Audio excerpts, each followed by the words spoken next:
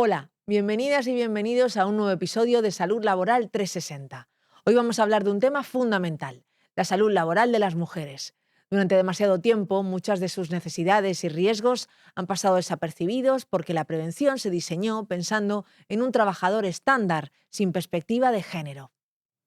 Es hora de empezar a visibilizar, reconocer y actuar para las mujeres. Una prevención justa y eficaz debe mirar, entender y atender la realidad de las trabajadoras, reconocer sus cargas invisibles, los riesgos específicos y asegurar que sus entornos de trabajo sean seguros, dignos e igualitarios. Desde Comisiones Obreras insisten en que la salud laboral no puede tratarse como algo neutro. Muchas veces lo que se considera normal en un puesto de trabajo fue diseñado pensando en un hombre. Eso hace que muchos riesgos queden invisibles. Sin embargo, garantizar la salud y la dignidad de más de la mitad de la población en sus puestos de trabajo no es solo un derecho que afecta a sus condiciones laborales, sino que además significa mejorar su bienestar y su calidad de vida, es decir, hablamos de darles una vida mejor. Nombrar esos riesgos, contarlos y reconocerlos es empezar a proteger. Y para hablar de todo esto, hoy nos acompañan dos mujeres de Comisiones Obreras que comparten este objetivo, defender la igualdad y los derechos de las mujeres también en el ámbito de la salud laboral. Contamos con Sheila Encinas Sardiña, secretaria de Mujer, Igualdad y Diversidad de la Federación de Servicios de Comisiones Obreras en Madrid, y con Paula Cabas Santos, técnica de igualdad en la Federación de Hábitat de Comisiones Obreras de Madrid. Sin más, bienvenidas, y os voy a lanzar ya la primera pregunta. Vamos al turrón. ¿Por qué se dice que la prevención de riesgos laborales está pensada sobre todo para los hombres? A ver, al final el mundo del trabajo se ha construido culturalmente en torno a la figura del hombre y los riesgos laborales no son una excepción. Se han construido de la misma manera y solamente se han focalizado en aquellos riesgos que poseen los hombres o en sectores sumamente masculinizados, obviando en algunas ocasiones los riesgos que padecen las mujeres con mayor frecuencia. Paula, ¿tú lo ves así también? Yo partiría de la base de que en la salud en general únicamente se hace desde un cuerpo de un hombre, ¿no? O sea, la salud se basa en el hombre, como hablamos, como hemos visto en muchas ocasiones con los infartos. Sí, sí. Pues si hablamos que únicamente ya solo en lo que es la salud en general se parte desde el hombre, ¿por qué no va a seguir así en el mundo laboral, ¿no? Claro. Sí, sí, es verdad. Recientemente leía un libro, no me voy a acordar ahora del título, pero desgranaba cómo incluso los ensayos clínicos de los productos farmacéuticos más básicos que tomamos todas han sido ensayos clínicos masculinos que no han tenido en cuenta nuestras cosas y que nos afectan de una manera distinta, ¿no? Es verdad que vamos por detrás en cuanto a salud, pues claro, en salud laboral parece lógico que sea igual, ¿no? Efectivamente. Efectivamente. Vale, ¿y cómo afectan factores como las jornadas larguísimas, los turnos, la presión constante, entre otros, a la salud física y mental de las mujeres? ¿Es distinta a la de los hombres? Sí, totalmente distinta.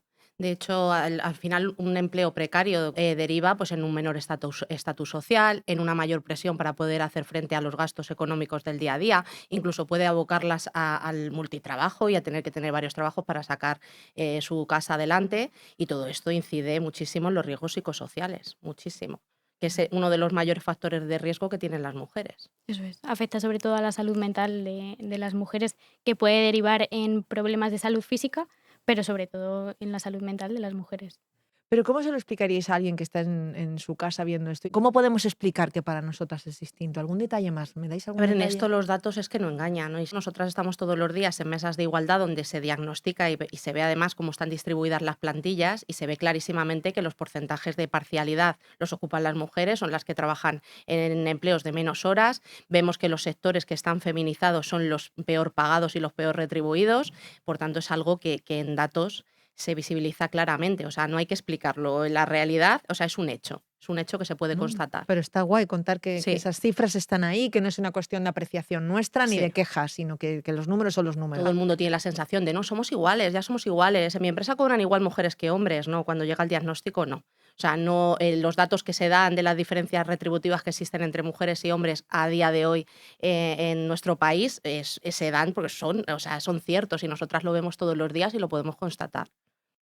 ¿A ti qué te dicen sobre eso? Tú que eres más joven, ¿cómo se maneja esas diferencias entre hombres y mujeres? Es muy complicado. Creo que es algo que todavía no hemos llegado a entender que no se ha cubierto, o sea, que esto se ha solucionado. Creemos que es un problema que ya no está y sigue en el día a día. O sea, al final ya no es únicamente que tú y yo por el mismo trabajo tengamos diferente remuneración, sino que al final dentro de un mismo puesto de trabajo nosotras estamos, entre comillas, obligadas a cogernos unas reducciones de jornada, por ejemplo, por cuidados de menores, por la presión social que conlleva esto, que los hombres no cogen. Entonces, al final son cuestiones que hay que seguir educando y seguir cambiando, ¿no? Ya no es solo la parcialidad, que también, sino la dificultad a la hora de acceder a puestos de responsabilidad. Esto es un problema muy grande también.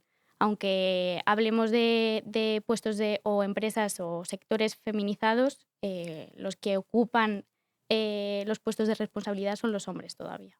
Sí, sí. Y eso Mira, también está en los números, por ¿no? ponerte un ejemplo de Venga. cuando hablamos de precariedad, un sector absolutamente precario por las propias condiciones intrínsecas que tiene el puesto de trabajo, la restauración colectiva, que para que todo el mundo lo sepa, pues son las cuidadoras de nuestros hijos e hijas en los comedores de los colegios. Las jornadas son de 3 horas, 2, 3 horas, por tanto, precariedad total absoluta, absolutamente feminizado. Feminizado. ¿Dónde están los hombres en esas empresas? En las cocinas, que trabajan 8 horas y que tienen mejores salarios.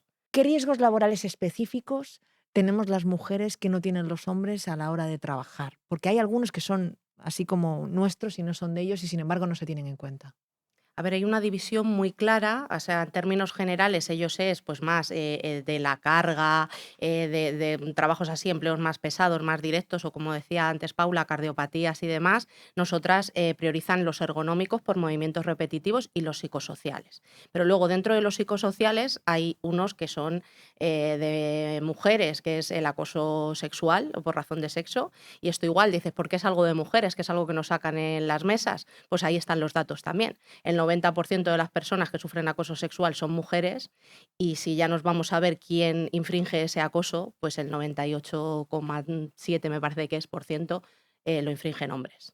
Entonces esto ya te lo dice todo y es un riesgo que tenemos nosotras y el riesgo de violencia sexual y demás que no padecen los hombres y que no se tiene en cuenta y es un tema muy grave. Además, con esto tenemos un problema también muy grande que creo que a la hora de valorar riesgos dentro de la salud laboral de las mujeres nos centramos en el embarazo, en la lactancia, en la maternidad, pero no nos centramos en otros riesgos que pueden conllevar, ¿no? Que todavía hay que seguir luchando e investigando para poder cubrirlos. Entre ellos, bueno, la regla que sí que o la menstruación que hablábamos un poco pues de que ahora se habían puesto esas bajas laborales por este tipo de cuestiones, pero todavía no tienes que tener demostrado a lo mejor una endometriosis o una enfermedad concreta, o sea, para poder llegar a detectar este tipo de problemas tenemos que ser muy insistentes dentro de la salud para que lleguen a hacerte caso, ¿no? Entonces, bueno, pues todavía creo que nos queda mucho que avanzar. También el tema de la menopausia es algo que tenemos que trabajar mucho en ello para poder demostrar que puede ser algo que afecta dentro del mundo laboral a las mujeres. Al final estamos hablando de que reducimos horas de sueño, también está el tema de pues, osteoporosis o problemas o más riesgo a la hora de hacernos fracturas o este tipo de cuestiones, ¿no? Entonces es algo que hay que valorar, que desde los planes de igualdad estamos intentando que los riesgos psicosociales no se realicen solo por sexo, sino también por edad y por puesto de trabajo, para sacar datos que nos lleven a poder poner medidas referentes a esto. Muy interesante esto que decís. Más cosas. ¿Qué es eso de la doble presencia o el conflicto trabajo-familia y cómo impacta a las trabajadoras? Yo me lo sé, pero igual no todo el mundo se No, lo la sabe. mayoría no. De hecho, Yo esto me lo sé. nos hartamos de explicarlo en las empresas porque cuando lo pides como medida dentro de los planes de igualdad te dicen, ¿eso qué es? ¿Cómo? ¿Eso ¿Cómo? ¿Eso dónde viene? ¿Eso dónde lo pone? ¿Eso dónde viene? Y eso precisamente pues va de lo mismo, ¿no? Las mujeres somos las que tenemos el rol de los cuidados culturalmente y tras nuestra incorporación al mundo laboral, pues lo que se ha traducido es en que asumimos las dos corresponsabilidades de forma simultánea. Entonces, lo que mide la doble presencia es hasta qué punto yo estoy en mi trabajo pensando en las cuestiones de mi casa y que tengo que abordar, y hasta qué punto no puedo estar en casa desconectada del trabajo porque tengo que estar pendiente de cuestiones que me han quedado ahí pendientes, ¿no? De hecho, esto yo me reía mucho con Candela Peña en sus speech que hace humorísticos y demás, cuando salió la noticia de que el 78% de las madres españolas estaba al borde o sea, ya no podían más, estaban al borde del abismo. Ella lo representaba muy bien, ¿no? Esto, estoy en casa y no le he lavado la camiseta del fútbol al niño y estoy en el trabajo y no sé qué. Estás pendiente de todo eso a la vez y eso genera un estrés brutal, Sí, brutal. sí, un beso a Candela. Yo Sí, también cuando la vi me reí mucho, la verdad. Yo creo que ahí nos hemos identificado todas. sí, eso es. Y al hilo de esto que hablábamos de la doble presencia y el conflicto trabajo-familia y demás, ¿no? Lo de la corresponsabilidad, ¿cómo lo vamos llevando? Porque entiendo que en eso también estará la cuestión de cuánto repartimos, ¿no? En eso hay muy poco avance en nuestro país. De hecho, la mayor incidencia en este último estudio que ha salido en Europa la tenemos nosotros, y el resto de la media europea está unos 10 puntos por debajo de lo que ocurre en España. Aún así, es suficientemente alarmante y denota que hay un problema global, pero que se enfatiza en aquellos países donde no se trabaja correctamente la corresponsabilidad. Y aquí lo cierto es que nos cuesta muchísimo. De hecho, meter medidas en los planes de igualdad en materia de corresponsabilidad es muy complicado porque las empresas consideran que no es nada suyo, que esto lo tendrá que hacer el Estado y que ellos porque tienen que colaborar o contribuir en esta cuestión. Y lo cierto es que eso incide, y por eso esto es un riesgo que asumen fundamentalmente las mujeres, porque son quienes llevan esta carga encima, ¿no? Mientras que no exista esa corresponsabilidad y no estén las tareas del hogar compartidas y el rol de los cuidados, ya no solo sobre los hijos, sobre cualquier persona que tenga esa necesidad, pues no van a poder ir tranquilas a su trabajo, permanecer atentas a su trabajo sin tener que estar pendientes de nada más, ni van a poder desconectar también del trabajo, porque luego todo lo que no has podido hacer te lo llevas a casa y esto es una bola que se hace enorme y el estrés que se genera es brutal, y hasta que por algún lado revientan, ¿no? Como decía el estudio están al borde del abismo. Además, nos encontramos, yo por lo menos en la negociación de los planes de igualdad, que como relacionamos lo que es corresponsabilidad con mujer constantemente, muchas empresas que a lo mejor son sectores masculinizados y que a lo mejor únicamente tienen mujeres dentro de los puestos de administración, te comentan que para qué vas a incluir medidas de corresponsabilidad si al final únicamente hay 2 mujeres dentro de la empresa, ¿no? A lo que hay que intentar también, pues, hacerles entender que hay que fomentar que los hombres hagan el uso de estas medidas de corresponsabilidad, ¿no? Porque al final, si buscamos un equilibrio en el que ellos también se hagan cargo de ese cuidado, de las tareas del hogar, etcétera, implica que menos mujeres tengan esa doble presencia, ¿no? Que ayuda también, pues, lo que hablábamos antes, a la salud laboral de las mujeres. Y cuando hablamos de que las empresas se puedan implicar en esa corresponsabilidad, decidme un ejemplo. Yo no acabo de entender de qué estamos hablando en realidad. ¿Qué puede hacer una empresa en favor de la corresponsabilidad? Pues algo tan simple, por ejemplo, como una campaña de sensibilización donde el rol del cuidado lo asuma el hombre, algo tan sencillo como eso, es el inicio. Lo que hay que mandar es un mensaje y tienen que colaborar con la sociedad en mandar el mensaje, que no se nos impute la doble carga. Empezar por ahí, luego ya puede haber infinidad de medidas, pero eso que es la base, es lo Ujú. básico. Y cuando una empresa ve a lo mejor que las reducciones de jornada solo las piden sistemáticamente las mujeres, a lo mejor tendrían que ponerse en guardia, ¿no? Sí, creo que es algo que ya no solamente en las campañas, sino a la hora por ejemplo, yo intento que se hagan guías a las que se repartan a las personas trabajadoras con todos los derechos de conciliación que se tienen, ¿no? Pues que ese lenguaje vaya dirigido a todas las personas trabajadoras, ¿no? Que al final que incluyamos a todo el mundo.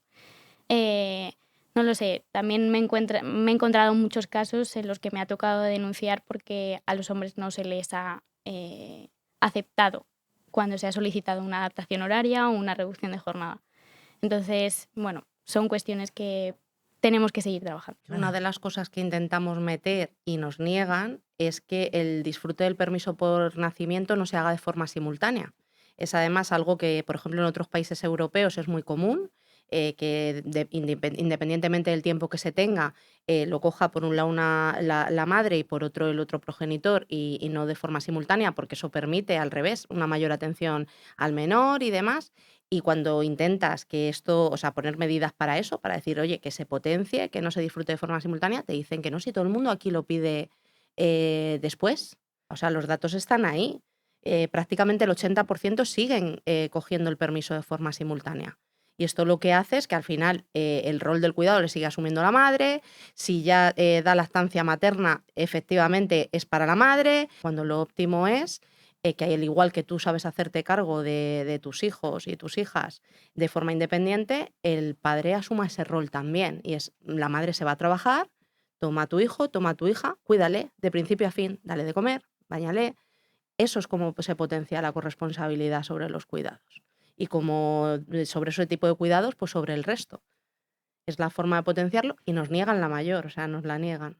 Pero bueno, hablando de corresponsabilidad, también nosotras tenemos que aprender a delegar, ¿no? Sí, esto es un papel muy importante que tenemos las mujeres, que es el aprender a que no únicamente estamos nosotras, sino que hay una segunda persona. Cuesta hacer esa dejación, pero hay que hacerla, efectivamente, hay que entender que el cuidado es cosa de dos y que tienen que, vamos, el cuidado y las tareas del Eso hogar es. y todo. Vale, más cosas. ¿Qué papel juegan los estereotipos de género en las asignaciones de tareas y riesgos en el trabajo? Sí, claro que sí. Además, relacionado un poco con la pregunta anterior, las mujeres solemos, todo a causa de estos roles y estereotipos, ¿no? que vienen impuestos por la sociedad, terminamos desarrollando trabajos que conllevan el cuidado, tareas igual como si fueran del hogar, limpieza, cocina, cuidados, que al final no te permite ni desconectar ni descansar, y esto también puede derivar en problemas o en riesgos dentro del ámbito Ni hacer laboral, otras ¿no? cosas, Bueno, ¿no? otra cosa a la que se nos vincula mucho a las mujeres es al tema de la imagen. Y esto pasa dentro de empresas.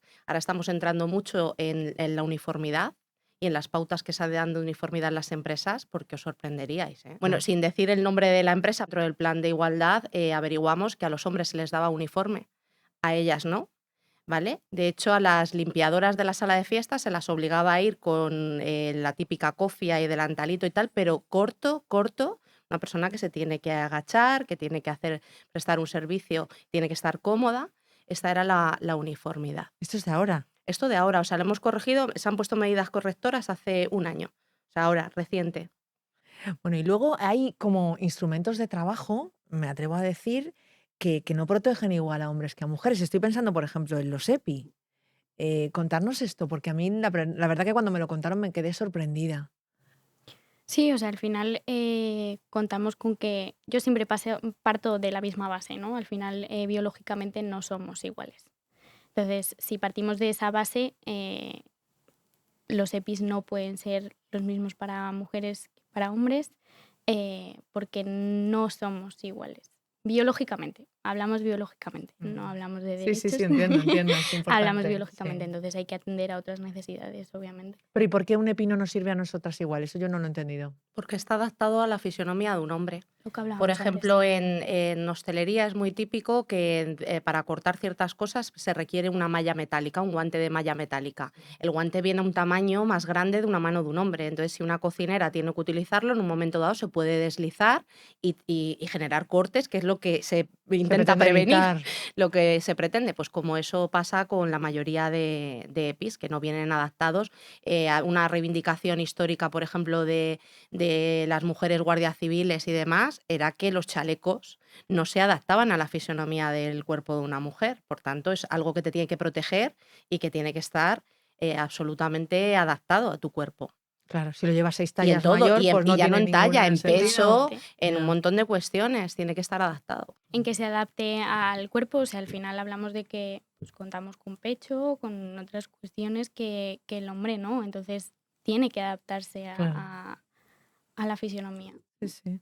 Vale, ¿y qué obstáculos tienen las mujeres para que se reconozcan los daños que sufren en el trabajo por ser mujeres? Lo que hablábamos antes es que o sea, sufrimos riesgos más psicosociales, que es mucho más complicado de reconocer o que te o que puedan detectar que viene del puesto de trabajo, ¿no? Entonces, Bueno, o de demostrarlo, o de ¿no? demostrar que Son viene más del puesto. invisibles. Sí. Los Y más psicosociales son más invisibles. difíciles, entiendo, de asociar directamente a lo laboral, porque siempre se puede decir que tú tienes 4 hijos y que el problema es tuyo, ¿no? O que tienes una Todo lo que abuela o genere lo que sea. estrés, el estrés está demostrado que el estrés crónico genera un montón de enfermedades. La cosa es que acreditar que es el origen y que el origen ha sido en tu puesto de trabajo es difícil. Incluso cualquier cuestión física, o sea, si un hombre se rompe un tendón porque ha estado manipulando una carga muy grande, pues es obvio y es Mucho más evidente. fácil, Sin sí. embargo, cuando esto viene de un movimiento repetitivo, que es otro de los factores de riesgo que tienen las mujeres, los ergonómicos y demás, pues demostrar que origina del trabajo es complicado. Es complicado. Entonces, se enfrenta a esas barreras y, como decía, que sobre todo el tema psicosocial no se tiene en cuenta y no se mide de la misma manera. ¿Se está avanzando en eso o no? ¿Vosotras qué sentís? ¿Vamos para adelante o vamos para atrás? Muy poquito a poco, cuesta mucho. De hecho, por ejemplo, antes hablábamos de la doble presencia, que es una de las grandes cargas que llevamos las mujeres, y solamente a día de hoy 2 métodos de prevención homologados lo abordan, entonces no se profundiza, es algo que no interesa y que tampoco las empresas muestran el más mínimo interés. No les interesa profundizar y la forma en la que se hacen también las evaluaciones a veces cuesta. Eso iba a comentar, que quizás a lo mejor las herramientas que usamos para ese estudio de riesgos psicosociales a lo mejor no es o no atiende al 100% a esas necesidades como para sacar los datos que se necesitan realmente, ¿no? Entonces, bueno, a lo mejor hay cuestiones que se le deberían de dar una vuelta o plantearse para que sean necesarias. Dadme un ejemplo, decidme por dónde lo llevaríais vosotras. A ver, Comisiones siempre ha apostado por el método ISTAS 21, que es el que consideramos más fiable y el que aborda mejor todo el tema de los riesgos psicosociales. Luego hay otro tipo de riesgos que lo tenemos como cuenta pendiente en general en la sociedad, porque por ejemplo ya hace años que salió la famosa ley del CSI, donde se mandata a las empresas a medir los riesgos de violencia sexual que tienen las mujeres en los centros de trabajo y a día de hoy, o sea, el propio instituto no ha conseguido sacar los ítems necesarios para medir estos riesgos. Entonces, hemos sacado la norma, pero no tenemos las herramientas para poderla llevar a cabo y es que esto es algo fundamental. Cuando principalmente es uno de los principales riesgos que tenemos las mujeres al entrar al mundo laboral, ¿no? Y sobre todo en sectores que quizás son masculinizados. Bueno, ¿cómo pueden ayudar los planes de igualdad a prevenir los riesgos laborales? Esos planes de igualdad incompletos todavía, vamos a decir, pero cuando los hay, ¿cómo pueden ayudar? A ver, en lo bueno que tienen los planes de igualdad, que normalmente estamos gente negociando, que tenemos cierta sensibilidad y que nos metemos por donde no quieran que nos metamos, pero lo intentamos. De hecho, en esto los reales decretos se quedan un poquito cortos porque no lo abordan como un área específica, la salud laboral, simplemente te dicen que la tienes que abordar, sin más, pero nosotras procuramos determinarlo como un área específica y entramos en materia y ello nos permite, o sea, ese análisis que se efectúa más en profundidad nos permite poder ir introduciendo medidas, pues como que la prevención se haga desde una perspectiva de género, que se mida la doble presencia, que los reconocimientos médicos se adapten a la fisionomía de los cuerpos de los hombres y las mujeres, que se traten de forma diferenciada, porque al final parece una paradoja, pero es que es así, o sea, la única manera de conseguir trabajar por la salud de ambos sexos es tratándolos de forma diferenciada, aunque parezca, es que tenemos fisionomías distintas y riesgos diferentes y hay que abordarlo así. Vamos terminando. No sé si queréis añadirme algo más a todo lo que hemos dicho. ¿Cómo podemos incorporar la perspectiva de género más en la prevención de riesgos laborales? ¿Qué más creéis que se puede hacer? Yo es que siempre creo que todo el personal que tenga que ver o que trate este tipo de temas debería de tener también formación en igualdad, ¿no? Al final, o sea, no te digo que una formación tan extensa, pero sí creo que pues educar de cierta forma, porque al final todo el mundo vivimos en la misma sociedad, ¿no? Y quien quiere se cuestiona y se forma. Y creo que todo el mundo debería, sobre todo que está en este tipo de departamentos, como puede ser el de salud laboral, debería de tener formación o darle pequeñas herramientas que le ayuden pues, a trabajar en ello.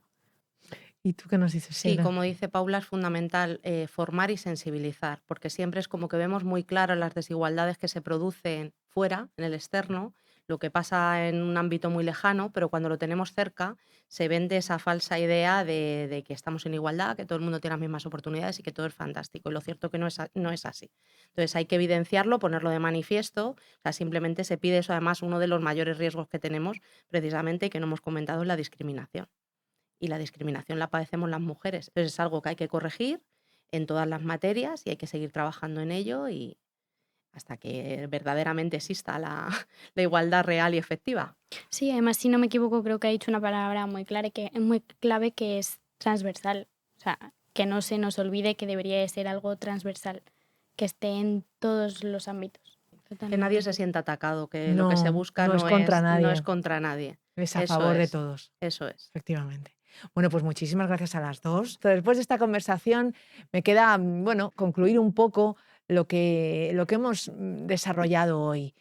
Creo que queda muy claro que la salud laboral no es neutra y que seguir ignorando los riesgos que afectan a las mujeres mantiene las desigualdades.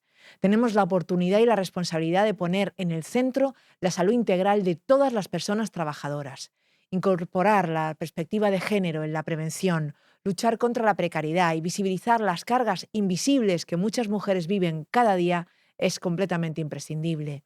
Si lo hacemos, podremos construir lugares de trabajo realmente saludables, justos e igualitarios, y eso significa visibilizar e identificar los riesgos físicos y psicosociales de las compañeras, adaptar herramientas y equipos y garantizar que las enfermedades y daños laborales que sufren las mujeres sean reconocidos y atendidos. La igualdad en el trabajo pasa por dar voz a sus experiencias, diseñar políticas y planes de prevención que funcionen de verdad y exigir que la justicia laboral deje de ser una entelequia. Tiene que ser de verdad. Y empezamos por nombrar las cosas, porque nombrar es proteger, visibilizar es cambiar. Así que ese es el primer paso y el más importante para que la salud, la dignidad y la igualdad dejen de ser solo palabras y se conviertan en realidad en el mundo laboral y ya puestos en el resto del mundo. Nada más, gracias por escuchar y compartir y hasta la próxima. Os deseo, como siempre, salud, compañerismo y trabajo.